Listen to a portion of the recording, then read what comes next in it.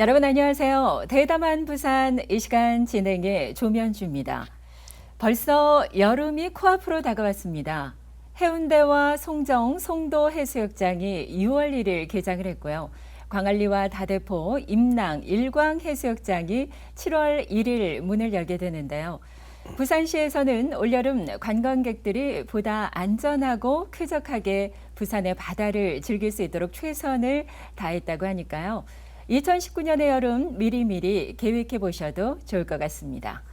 자, 우리 부산 지역의 정치, 경제, 사회, 문화 등 다양한 분야에서 활동 중인 인물을 만나보는 시간이죠. 대담한 부산. 오늘 함께 하실 초대 손님 먼저 화면을 통해 만나보시죠.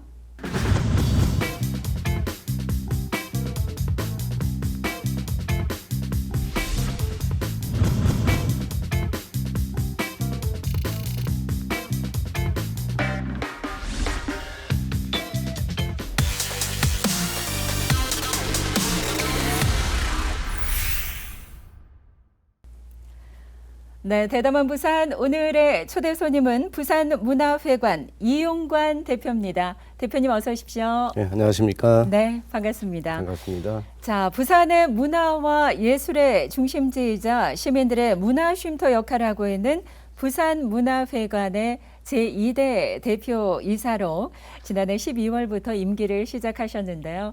어떠세요? 굉장히 바쁘시죠? 예, 정신이 없습니다.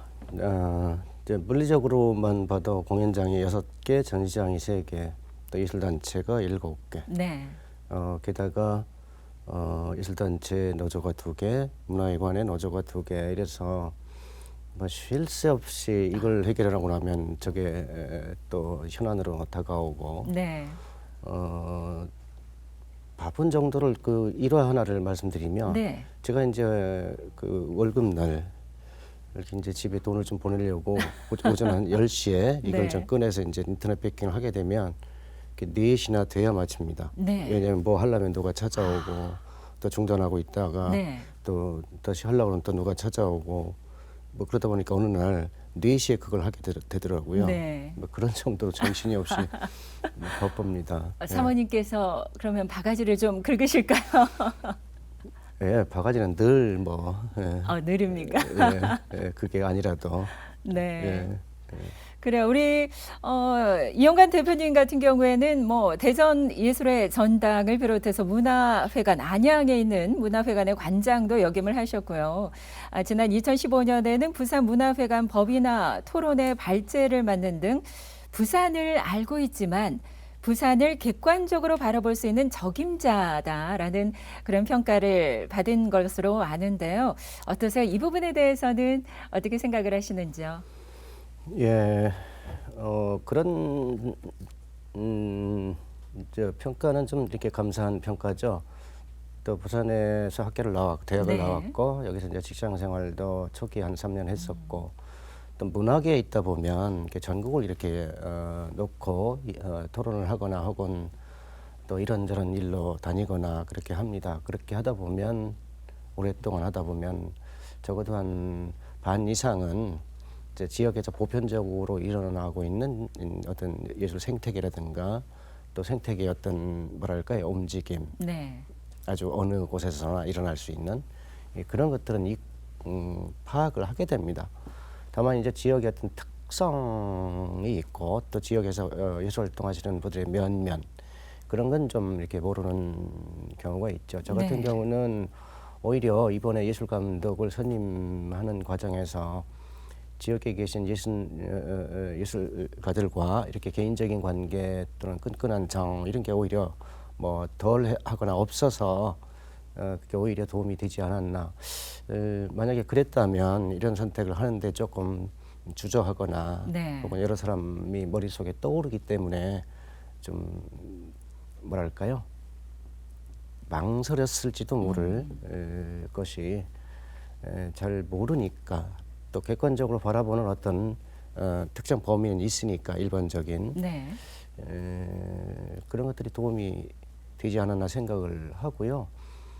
지역에 아주 밀착돼 가지고 이 사람 저 사람 다 알고 그러면 사실은 저도 많이 봤지만 의사결정하기가 쉽지 않은 경우가 있습니다. 네. 저는 오히려 그런 데서는 좀 자유롭지 않았나 생각을 네. 하고 있습니다. 네. 초창기에 우리 부산에서 이미 좀 활동을 하셨다고 말씀을 하셨는데 어떤 활동을 하셨던 거죠? 좀 문화 분야는 아니었고요. 네. 제가 졸업하고 이제 중앙일보 들어가서 기자 시험을 쳤다가 기자는 안 되고 네. 다른 업무로 이제 부산에서 한 3년 동안 있던 적이 있었고요.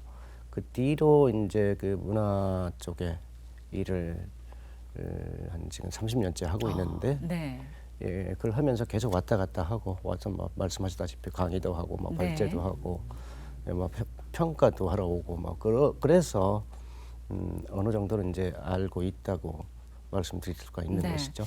뭐 이론은 물론이고 어떤 현장에서의 경험 이 두 가지가 상당히 중요한데 두 가지 모두를 겸비하셨다는 것이 또 대표님의 어떤 강점으로 작용하지 않았을까라는 생각이 들고요. 부산 문화계와의 인연도 참 많이 있는 것 같은데 그러면 다시 부산으로 지금 오신 것은 몇 년 만에 오신 거죠? 그러니까 제가 여기서 직장 생활하다 떠난 것이 88년입니다. 네. 그러니까 작년 2018년에 왔으니까 딱 30년 만에 온 것이네요. 네. 예, 예. 부산에서의 생활 어떠세요? 뭐 좋습니다. 우선 이제 뭐 가족한테는 좀 미안하지만 이제 미세먼지가 훨씬 덜해서 좋고요. 네. 예, 그리고 과거에 또 그 생각나는 여러 이제 그 장소들 또 그때 만났던 사람들은 지금도 알고 지내니까 네. 뭐 이렇게 낯선 동네다라는 생각이 전혀 안 들고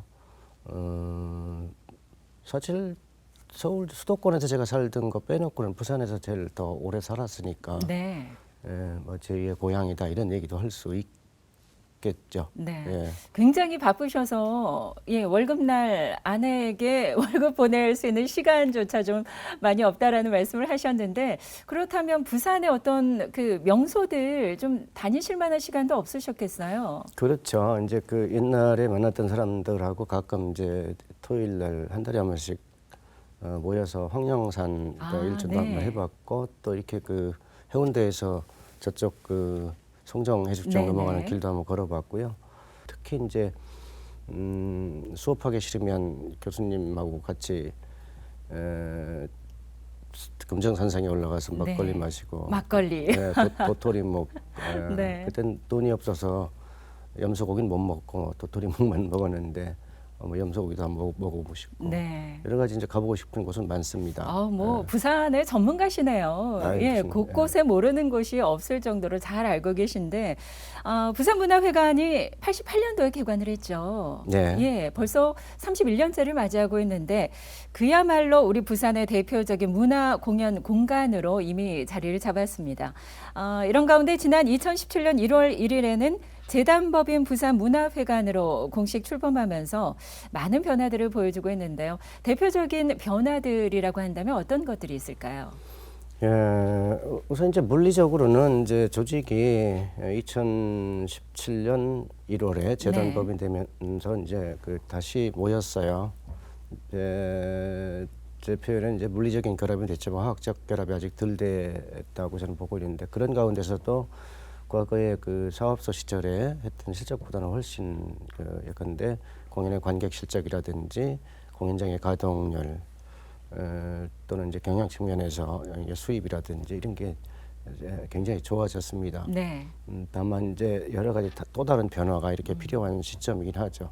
제가 와서 이제 지금 그런 걸 좀 하나씩 이렇게 하고 있는 상황입니다. 지금 네. 제가 여기 온 지가 이제 5개월쯤 지났는데요. 굉장히 바쁘고 정신없이 뭔가를 시도하고 또 그런 가운데 있기도 하고 뭔가 이제 종결하기도 하고 또 앞으로 새 일을 벌이기도 하고 그런데 뭐 좀 과장해서 얘기하면 5년 된 것 같은 그런 느낌이 들 정도로 굉장히 네. 정신없이 바쁘고 그렇습니다. 네. 이 부산을 대표하는 문화 공연 공간이라고 한다면 이 부산 문화회관과 더불어서 부산 시민회관을 빼놓을 수 없는데 이제는 이 두 곳이 통합 운영되고 있지 않습니까? 네. 부산 시민회관에서의 어떤 변화도 기대가 되는데 어떠한 변화들이 있을까요? 네, 이제 작게는 그 뭐 드락 축제라든지 혹은 이제 이전부터 해온 저 백스테이지 투어라고 해서 학생들을 이제 무대 뒤를 이렇게 저 관람하게 하고 공연장의 어떤 구조라든지 여기서 어떤 공연들이 벌어지는지 그런 작업들은 계속 하고 있고요. 네. 그다음에 이제 그 부산 문화회관과 시민회관의 이렇게 뭐 또 차별화 이건 좀 준비를 하고 있습니다. 말하자면 문화회관 쪽은 이제 순수예술 쪽이라면 네.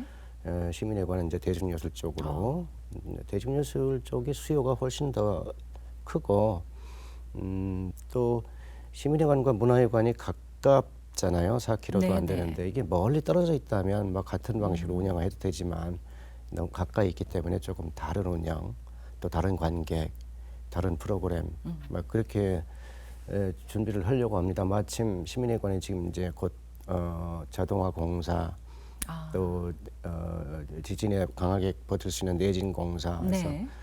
내년에는 새로운 모습으로 다시 재개관을 하게 됩니다. 네. 그래서 그때는 이제 그런 어떤 차별화, 또 다양성, 대중성 이런 것들을 고려한 프로그램을 준비해서 다시 시민들 앞에 나설 예정입니다. 네. 시민회관이 굉장히 또 오래됐잖아요. 예, 이런 그렇죠. 노후화를 또 개선하는 그런 작업들을 지금 한창 진행 중에 있으신 거군요. 네, 그렇습니다. 예. 이 두 곳이 통합이 되면서 어떤 접근성이라던가 보다 풍성한 그런 공연을 기대할 수 있을 것 같습니다. 자, 이 부산 시립예술단 하면 우리 부산 지역의 대표적인 종합예술단이기도 한데요. 이 예술감독 추천제를 빼놓을 수가 없을 것 같습니다. 이 예술감독 추천제, 그동안에는 공개 채용 방식이었는데 취임하시면서 이렇게 추천제로 진행이 되면서 일각에서는 좀 우려의 목소리도 들려오고 있는데요. 오늘 이렇게 자리하신 김에 예술감독 추천제에 대한 좀 설명이 필요하지 않을까 싶습니다. 근데 몇 가지 제가 이제 마침 이제 부임을 하고 보니까 네. 7개 예술 단체가 있습니다. 그 중에서 6개 단체 예술 감독 자리가 비게 됐습니다. 그래서 어떻게 하면 더 좋은 분을 이렇게 모실 수 있을까 이제 고민을 안 할 수가 없었고 네. 그런 가운데서 이제 지역 예술계 얘기도 들어보고 또 단원들의 얘기도 듣고 또 이제 그동안에 거쳐간 분들의 면면도 이렇게 살펴봤습니다. 공모를 통해서 이제 대부분 이제 오셔서 일을 하고 가셨던 분들이죠. 그런데 그 중엔 또 가끔 이제 추천제에 의해서 특채를 한 경우도 있고요. 네. 근데 특채를 한 경우가 공모제를 한 경우보다 훨씬 더 성공 확률이 높다는 것을 좀 발견을 했거든요. 네. 그것은 이게 공모제의 경우는 특히 예술계는 뭐 이른바 강호의 고수들이 잘 응모를 안 합니다. 네. 그러니까 그 과정 자체가 굉장히 좀 불편하고 또 자존심 문제도 있다고 하고요. 그래서 전상 공모를 한 분들만 뭐 두고 이렇게 판단을 해야 되는데 제한적이라는 거죠. 네. 그래서 추천제는 이제 전국에 있는 모든 고수들을 이렇게 찾아서 테이블 위에 올려놓고 논의할 수 있는 그 되니까 네. 이제 그런 방법 선택을 했던 것이고요. 그렇게 해서 어떤 지역에 계신 분들이나 이제 중앙에 계신 분들 모든 분들 현재 오실 가능성이 있는 분들을 TV에 올려놓고 얘기를 했습니다. 네네. 뭐 지역을 배제했다는 비판이 많이 있는데요. 그건 뭐 겸허하게 받아들입니다. 그러나 올릴 만큼은 올렸고 그래서 그 중에서 선정이 많이 안 돼서 저도 사실 송구하고 아쉬운 마음이 있고요. 네. 다만 그러나 이제 앞으로는 이제 그런 문제를 어떻게 해결을 해나가야 되나, 풀어나가야 되나 그런 이제 또 고심도 하고 대책도 내놓고 그런 지금 상황입니다. 네. 지역 예술인들을 위한 제도나 어떤 지역 예술인의 발굴하는 그런 작업들이 상당히 중요하다라는 생각이 들고요. 대표님도 물론 그런 생각에는 공감을 하실 것 같고, 사실 그동안 부산문화회관입니다만 부산문화회관에는 부산이 없다 이런 지적도 많았는데 지역 극단이나 또 지역 무용단의 작품을 거의 만날 수 없기 때문에 이러한 지적들이 있지 않았나 싶은데요. 이 지역 예술인들을 육성할 수 있는 다양한 무대가 필요하다는 생각이 드는데 많은 고민을 하셨을 것 같아요. 어떠한 방안을 좀 갖고 계실까요? 예, 우선 이제 그 부산문화회관에 부산이 없다 이런 비판들을 그동안 많이 받았던 걸로 저도 여러 이제 과거의 기사를 보고 또 얘기도 듣고 그랬는데요. 그것은 이런 방식으로 한번 이렇게 해소를 해볼까 합니다. 예를 들면 지금 이제 예술감독을 선정해 놓고 네. 그다음에 이제 지금 국악단이나 합창단, 무용단은 세 분씩을 또 수석 안무가 지휘자를 이제 공연을 세 번 이제 일정 기간을 두고 해보고 네. 그 중에서 단원들하고 가장 궁합에 맞는 분을 선정하기로 이렇게 돼 있단 말이에요. 그래서 가령 이제 그 공연을 시민들한테도 공개를 하고 예를 들어서 합창 같은 경우에는 6월 달에는 이제 전쟁과 평화. 부산이 전쟁과 관련이 있는 도시 아니겠습니까? 네네. 옛날에 저 한국 전쟁 때. 그리고 이제 그 바다를 비롯한 이 자연을 노래하다. 또 그 다음 공연은 그렇습니다. 그 다음 공연은 이제 지금 동북아 해양 도시를 추구하는 이제 민선 7기의 그 목표가 있잖아요. 네. 거기에 맞게 세계를 품다. 예를 들면 그게 이제 부산의 뭐랄까요? 과거와 현재와 미래를 프로그램으로 보여주는 작업일 수 있단 네. 말씀이죠. 가령 그런 거죠. 그리고 이제 국악관현악단도 세 분이 이렇게 돌아가면서 연주를 하게 되는데 이 부산을 표현할 수 있는 부산이 들어가 있는 어떤 주제들을 작품화해서 보여주는 이제 그런 어떤 작업들을 해나가고 있습니다. 그리고 네. 이제 그것뿐만 아니라 앞으로 우리가 이제 제작도 많이 할 겁니다. 그동안 이제 기획이라고 해서 작품을 그냥 갖다 놓고 그런 정도였는데요. 시립예술단 제작이나 우리 문화회관 기획공연에서도 제작을 하면서 그 부산의 색깔을 담는 작업은 계속 해나갈 거고요. 그다음에 네. 이제 그 외로 이제 지역 예술가들에 대한 어떤 배려랄까 이제 그분들이 어떤 더 훌륭한 예술가로 성장하기 위해서 저희가 이제 돕겠다는 당연히 그걸 해야죠. 저희가 시민의 책임으로 운영하는 네네. 곳이니까.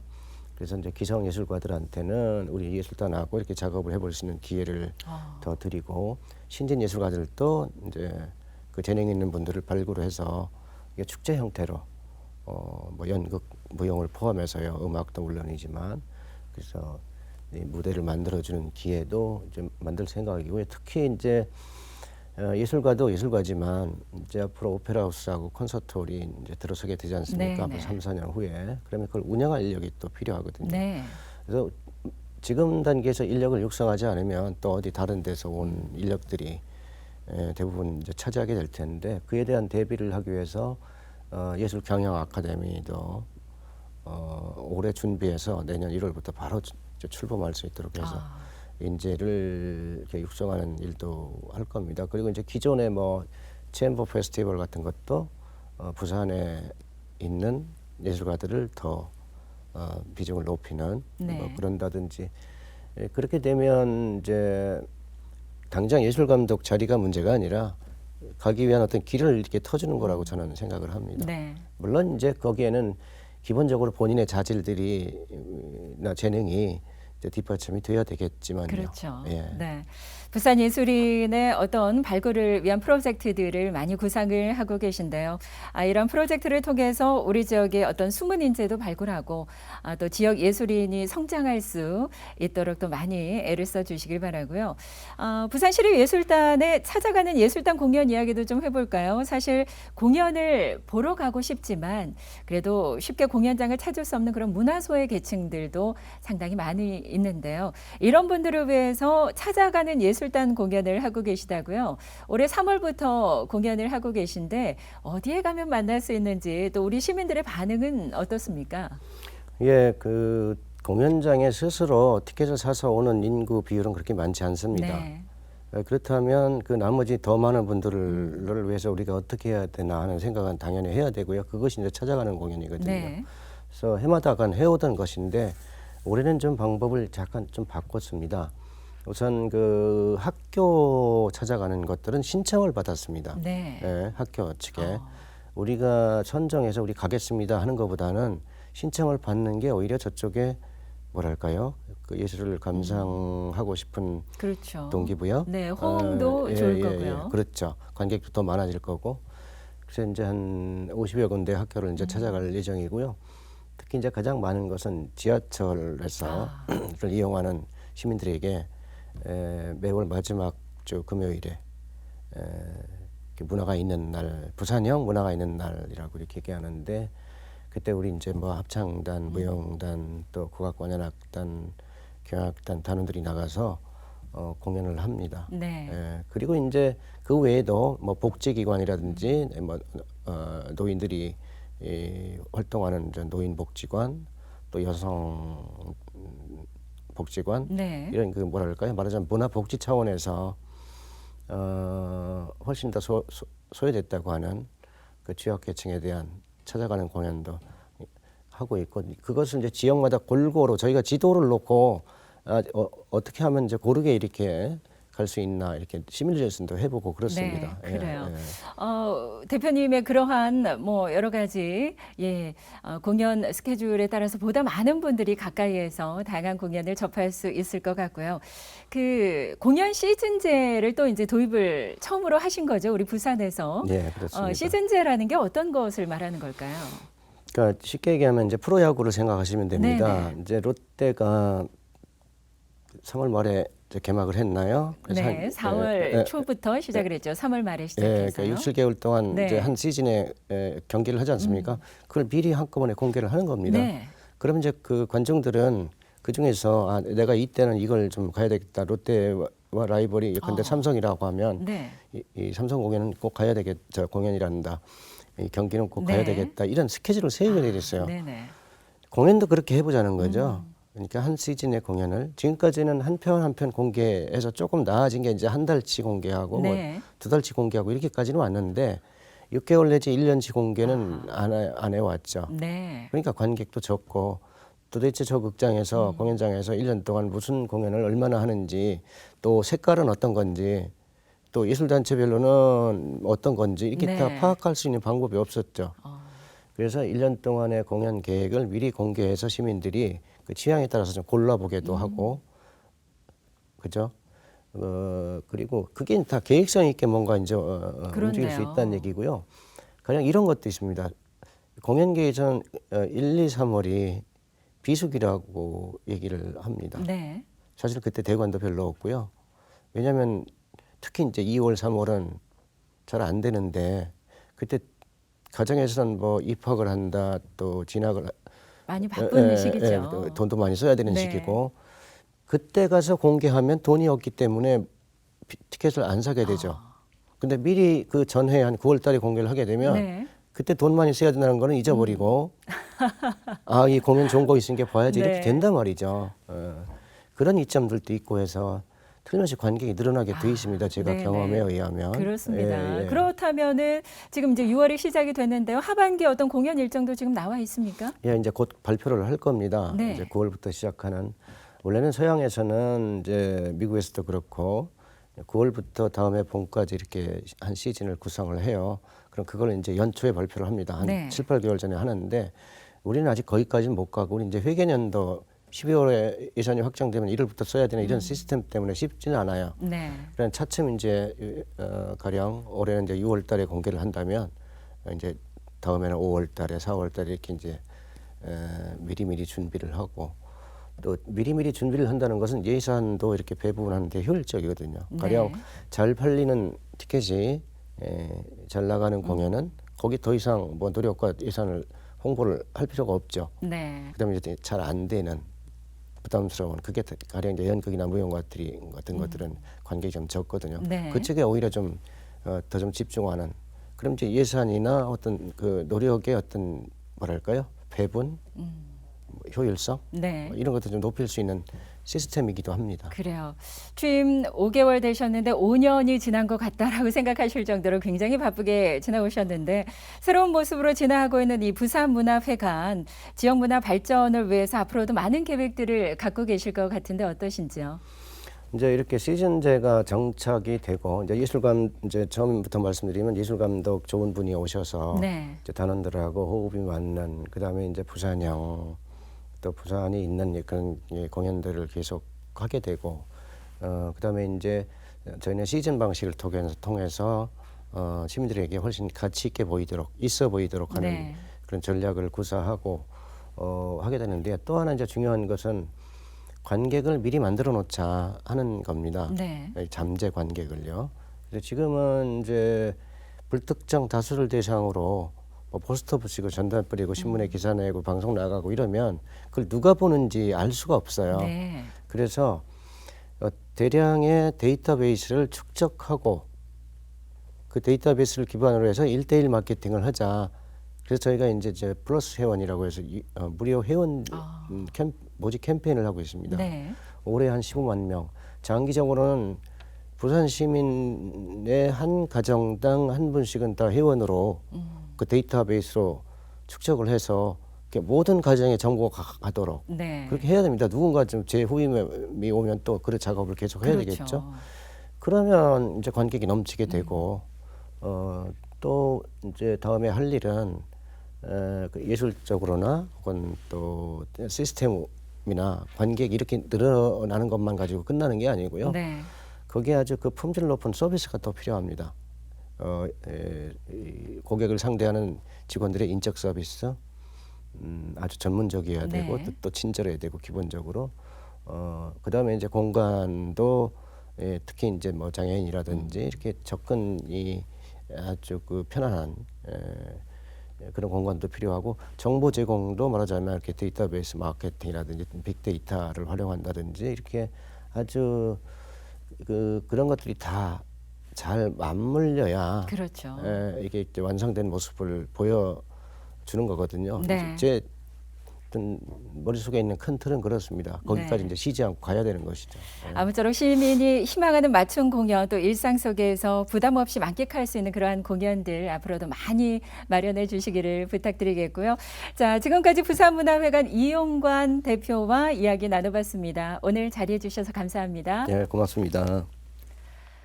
네, 우리가 일상에서 스트레스를 해소할 수 있는 방법이라면 공연이나 연극, 영화를 관람하는 것을 빼놓을 수가 없는데요. 마음에 감동을 주는 공연을 보고 나면 힐링이 되는 기분을 느낄 수가 있죠. 새로운 달 6월과 함께 일상의 즐거움을 문화생활에서 누려보시길 바라면서 오늘 대담한 부산 준비한 내용은 여기까지입니다. 저는 다음 시간 다시 인사드리도록 하겠습니다. 함께해 주신 여러분 고맙습니다.